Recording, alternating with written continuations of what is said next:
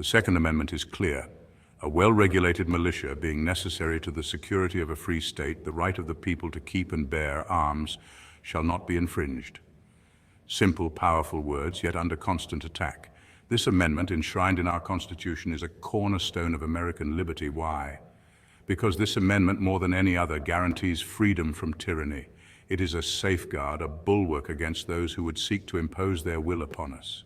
Those who wish to control us, to dictate how we live, know they cannot succeed while we retain the ability to defend ourselves. History has shown us time and again that disarmed populations are vulnerable to oppression.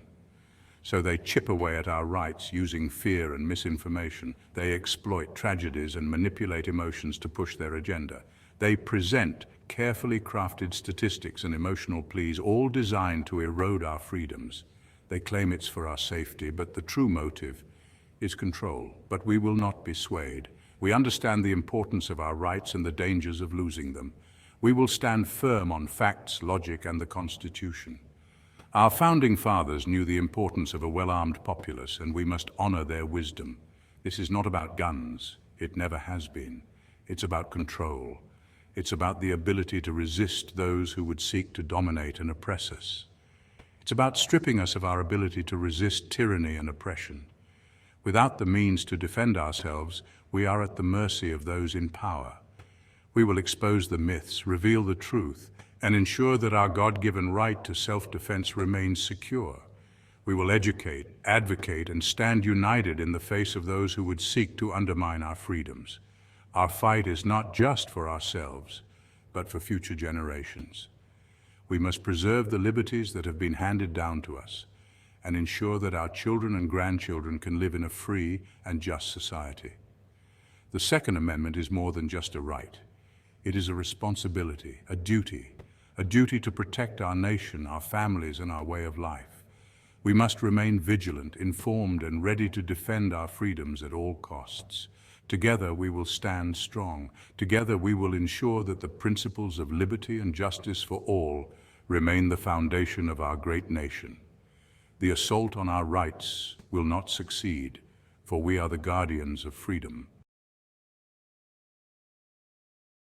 The anti-gun crowd loves to throw around the number 30,000 gun deaths a year. It sounds scary, alarming. This figure is often used to push for stricter gun control laws, aiming to sway public opinion through fear and urgency. It's meant to evoke emotion, not reason. The intention is to create a sense of crisis, a feeling that something must be done immediately, without a thorough examination of the facts. But this number is deliberately misleading. It lumps together all gun-related deaths, without distinguishing between different causes and contexts. First, over half of those deaths are self-deletions. This is a critical point that often gets overlooked in the debate. Self-deletions are a serious issue, but they are not solved by restricting the rights of law-abiding citizens. Addressing mental health and providing support for those in crisis is a more effective approach.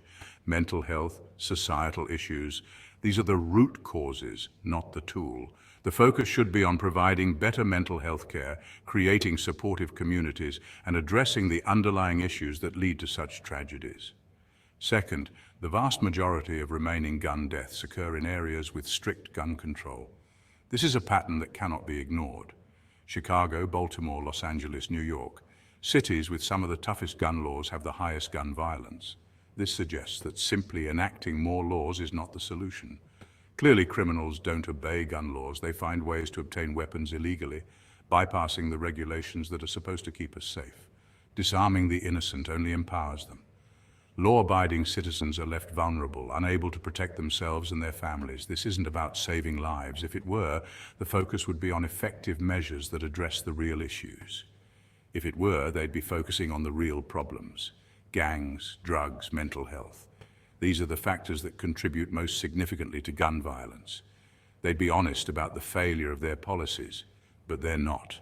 Instead, they continue to push for more restrictions, ignoring the evidence that their approach isn't working, because their goal is not safety, it's control.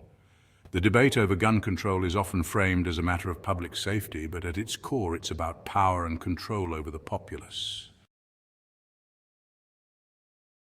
The term assault weapon is itself a fabrication, designed to conjure images of military firepower and scare the public.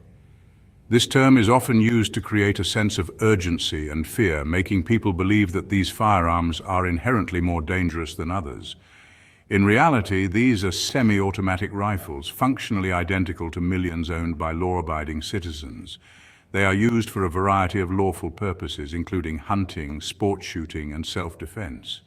The mechanics of these rifles are no different from many other firearms that have been in civilian hands for decades. They are not machine guns. Unlike machine guns, which can fire continuously as long as the trigger is held down, semi-automatic rifles fire only one shot per trigger pull. This means that each time the shooter wants to fire a round, they must pull the trigger again, making them fundamentally different from fully automatic weapons.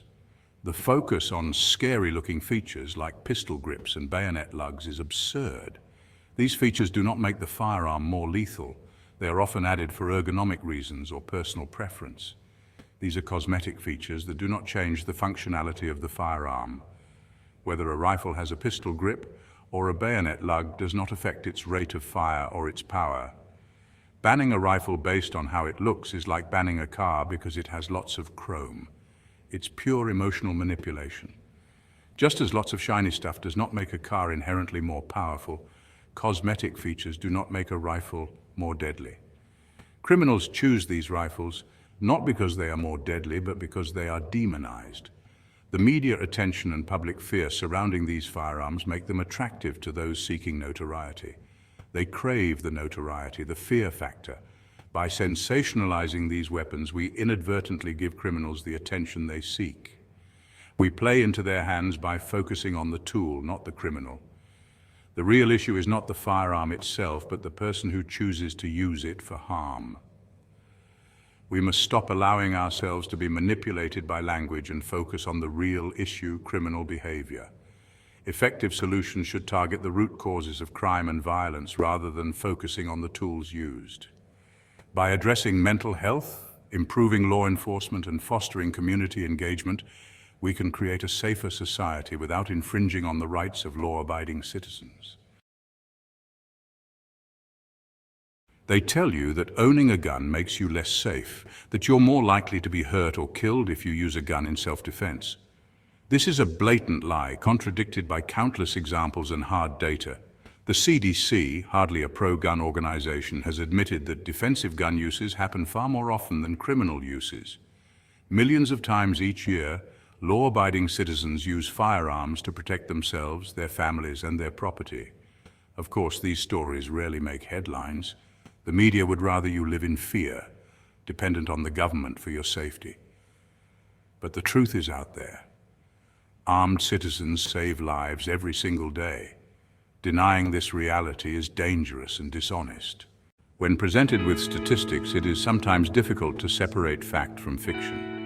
It's important to remember that data can be skewed and presented in ways that sound legitimate. Question what you read and do your own research. It may take some digging, but the truth always rises to the top. Stay frosty, my friends. Keep your head down and your powder dry.